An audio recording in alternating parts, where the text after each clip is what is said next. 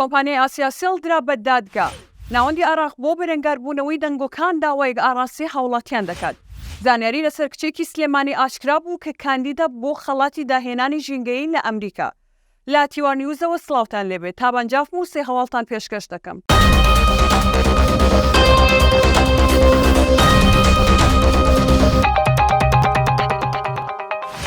ئەمڕۆ 26 ئاب قایمقامی قەزای باعقوبە ڕایگەیاند.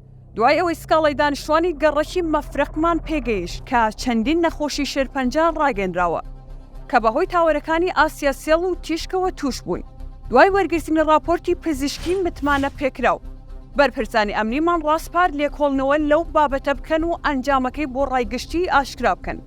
بە پێی زانیاریەکان 24 حاڵەتی شێرپەنجە بەهۆی تاوەرەکانی ئاسیاسیلەوە لا گەڕێکی مەفراق تۆمار کراوە.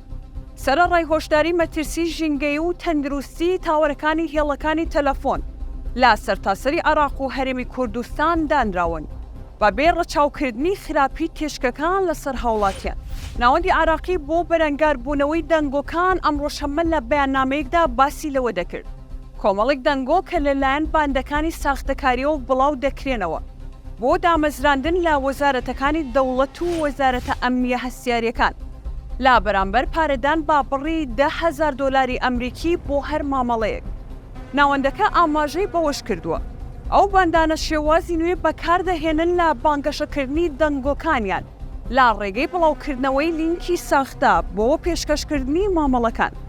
هەروەها لا شێوەی وەرگرتنی بڕەپارە بۆ دوورکەوتنەوە لە دەستنیشانکردن یان زانینی ناونیشانەکانیان. کچێکی کوردی خەڵکی سلێمانی پاڵیوراوە بۆ وەرگرتنی خەڵاتی داهێنانی ژینگەیی لە زانکۆیەکی ئەمریکا کە خەڵاتەکە لەلایەن زانکۆی کالیفۆرنیاوە لە شاری لۆسانجلسی ئەمریکاوە پێشکەش دەکرێت.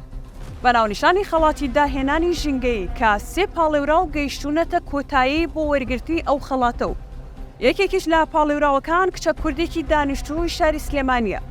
هانا ڕەزا دامەزرێنەری ڕێکخراوی پڵنگانی بێسنوور و خاوەنی چەندین خەڵاتی دیکەی جیهانی لە پاڵ دوو کاندیدی دیکە لە پەنەما و نەیجریاوە کاندید کراون بۆ وەرگرتنی خەڵاتی پێدەستکەری داهێنانی ژینگەی کا بڕەکەی $100,000 و لە 26 تەشرینی یەکەمی داهاتوو لە زانکۆی کالیفۆرنیا دابەش دەکرێت. سێ هەواڵ پێشکەشکردن کاتێکی شات.